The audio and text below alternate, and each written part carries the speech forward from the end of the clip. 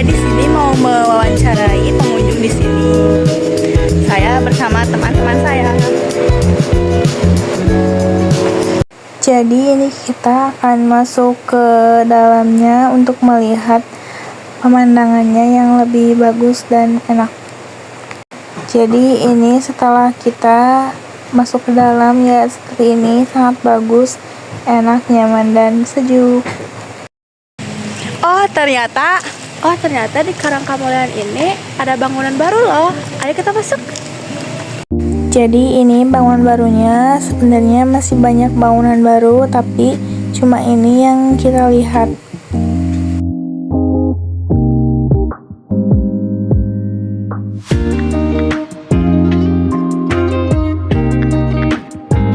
Dan di sini juga banyak pohon-pohon sangat besar.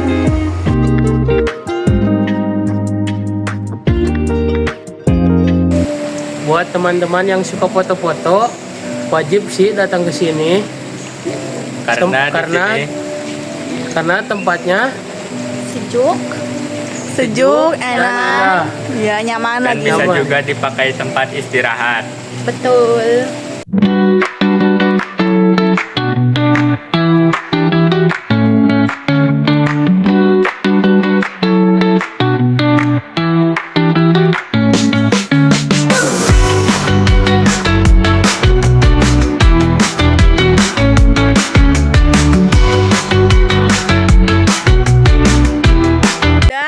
Juga ada tempat untuk melihat acara adat seperti nikahan ataupun acara-acara melihat kesenian lainnya.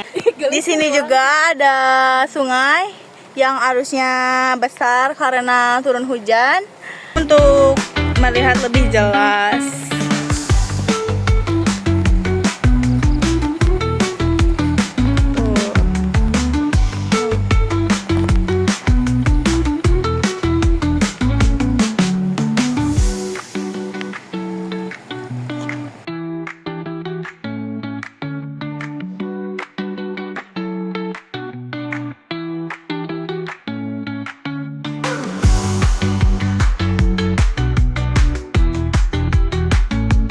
Di sini juga selain pemandangannya indah, ada juga hewan seperti di video ini.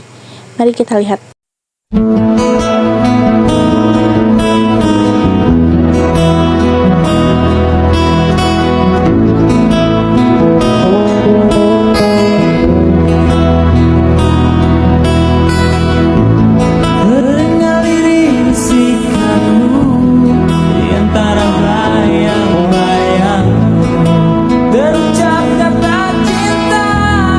Di sini ada gong perdamaian dunia.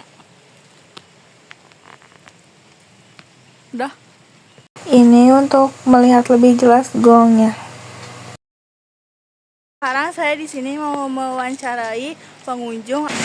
Ternyata kalau kita masuk ke sana boleh melihat makam pahlawan-pahlawan sama Citanduy, tapi hari udah menunjukkan pukul 16.13. Lihat kan? Berarti sudah sore, jadi mulai gelap, jadi tidak bisa masuk. Ditambah cuacanya tidak mendukung ya. Kita. Jadi di luar aja ya guys.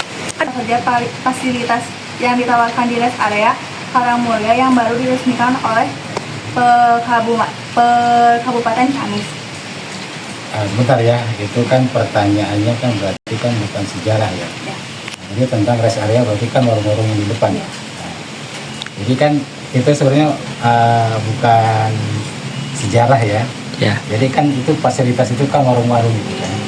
Nah, jadi warung-warung itu kan sesudah mungkin di sini ada situs peninggalan. Jadi masyarakat di sini khususnya ya mungkin bisa mendapatkan PAD. Gitu kan. Jadi mungkin ada penghasilan ya untuk dia. Ya. Kan sudah adanya situs di sini. Siapa yang meresmikan rest area Karangmulia baru-baru ini? Yang meresmikannya kalau saya nggak salah Bupati. Bupati Ciamis. Mengapa situs Karangmulia dianggap sebagai salah satu pusat sejarah terpenting bagi Kabupaten Ciamis? Nah, jadi situs bersejarah ya, ini penting bagi Kabupaten Ciamis. Jadi ini bahasanya kan ini awal cikal bakal kerajaan Pajajaran sebelum Majapahit awalnya dari sini. Jadi ini kan paling tua. Ya. Jadi ini paling tua, ini lokasinya ada 9 lokasi peninggalan. sembilan lokasi peninggalan yang luasnya 25 hektar. Jadi ini dulu bekas peninggalan kerajaan Galuh. Di mana letak makam atau petilasan yang dianggap keramat di dalam kompleks situs Karangmulya? Jadi ini semua yang 9 lokasi itu sebenarnya kan udah mengandung mungkin keramat ya. Tapi itu kan sebenarnya itu nggak boleh keramat itu kan. Jadi itu karomah gitu kan. Iya. Jadi kan kalau segala macam dikeramatkan itu semuanya udah musyrik kan. Iya. Tapi tempat itu mempunyai nilai karomah itu kan, karomah itu kan anugerah gitu. Iya. Jadi semuanya itu yang 9 lokasi itu mempunyai nilai karomah.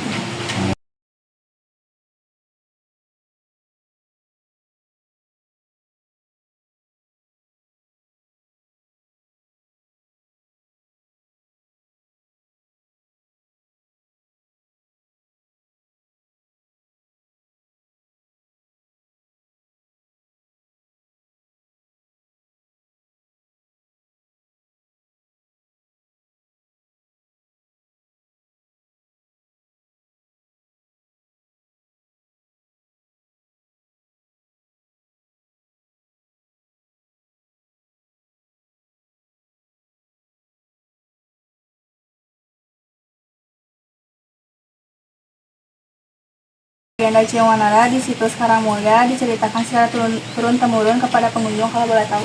Itu legenda pada sejarahnya ya. Jadi di Kawitan Bismillahirrahmanirrahim.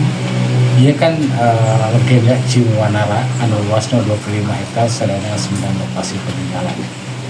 Termasuk kita dimulai dari lokasi yang pertama yang disebut Pangcalikan. Jadi Pangcalikan itu dulunya bekas duduk atau singgasana raja.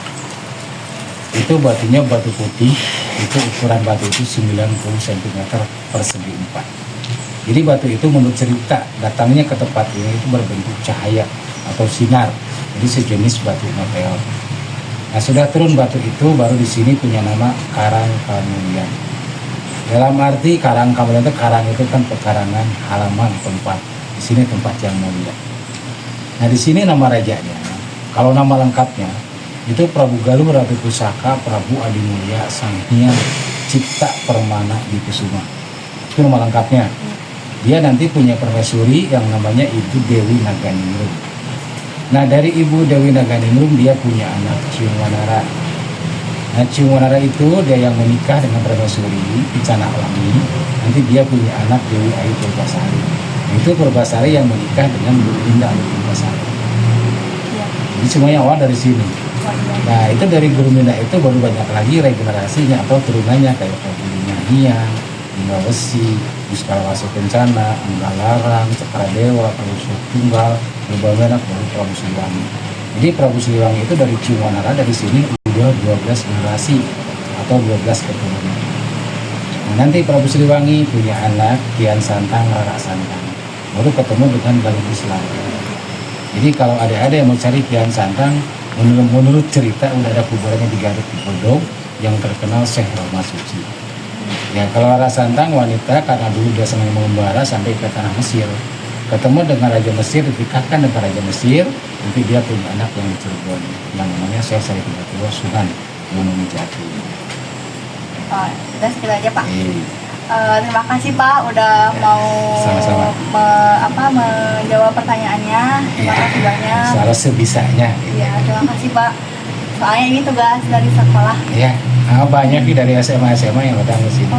Kirain cuma ini aja. Oh enggak, itu dari Unsil, dari Unsil Unigal. Iya. Banyak yang ke sini. Ya mungkin kebetulan kalau saya yang menceritakan. Cuman kan kalau saya di sini ngambil ceritanya itu kan versi itu kan sekarang udah ada 2 versi, ada yang tersirat sama yang tersurat. Kalau yang tersirat itu kan cerita turun-temurun. Jadi yang tersirat itu nggak bisa ditambahin, nggak bisa dikurangin. Jadi seadanya. Itu kan kalau yang tersurat itu kan udah bisa dibukukan. Makasih Pak. Sama-sama. Mengganggu waktunya. Sama-sama. Oh, ya.